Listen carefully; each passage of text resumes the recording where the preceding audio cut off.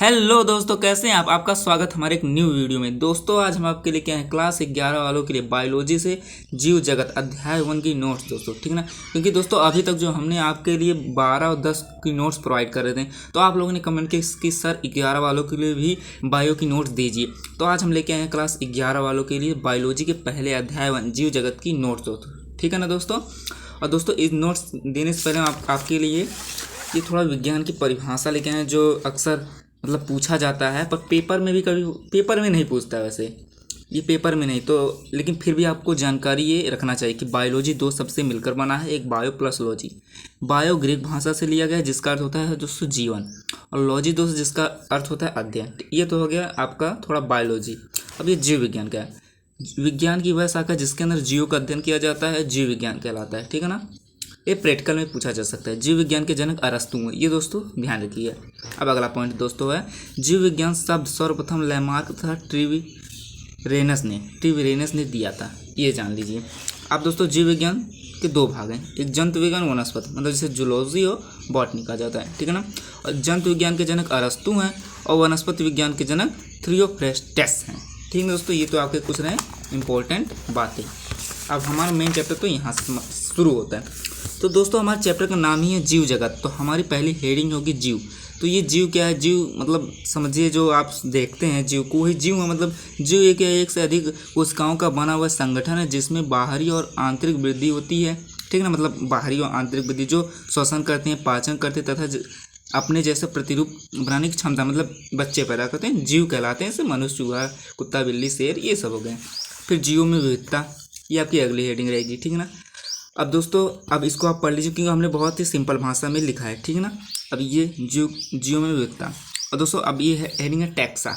ये टैक्सा क्या है, ये भी दोस्तों कुछ, अब हम दोस्तों आपको पहले ही बता देते हैं, ये चैप्टर ज़्यादा बड़ा हमने नहीं किया है। मतलब हमने बस एनसीईआरटी बेस से लिया कि नहीं, हमने बस फालतू के भी टॉपिक उठाए, बस एनसीईआरटी बेस आपको मिलेगा इसमें सबको। जैसे एनसीईआरटी में जो हेडिंग है वही, कि नहीं हमने थर्ड किताब से किसी दूसरी किताब से हमने उठा के वो भी हेडिंग इसमें लिखी है, नहीं दोस्तों ये ऐसा नहीं। हमने बहुत ही सिंपल लिखा है, बस वीडियो शुरू से लेकर अंत तक आप देखिए, ठीक है ना।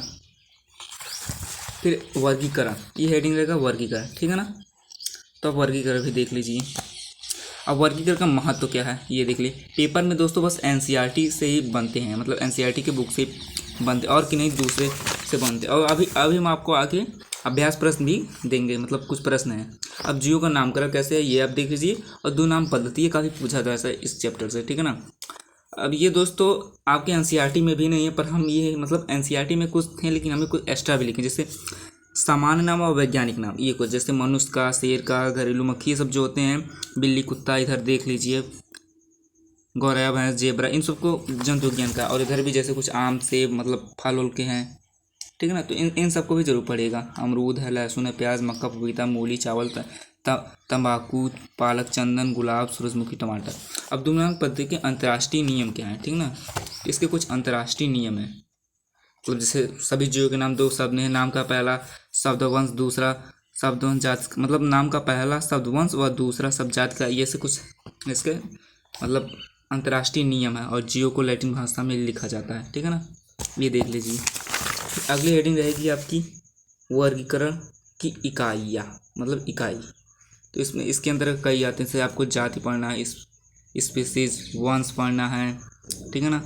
फिर वंश के बाद आपको कुल पढ़ना है, फिर गण पढ़ना है, फिर वर्ग पढ़ना है, ठीक है ना। उसके बाद संघ रहेगा, ठीक है ना। और दोस्तों अब लास्ट हेडिंग आपका यही है कि जगत, ठीक है ना, ये लास्ट है। और ये थोड़ा सा ये है जगत, मतलब ये जीव के समानता पर घटता क्रम और जीव की समानता पर बढ़ता क्रम।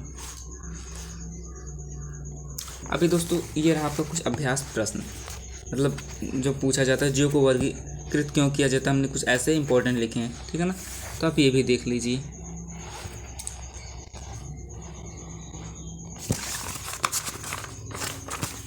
ओके, ठीक है ना दोस्तों। यहाँ भी ये कुछ ये इंपॉर्टेंट है, ठीक है ना दोस्तों। पढ़िएगा जरूर आप इसको, और हमें इंस्टा पे फॉलो कर लीजिए क्योंकि हम 12 से और 10 के और 11 मतलब सब कुछ पेपर से रिलेटेड वीडियो डालते हैं, ठीक है ना।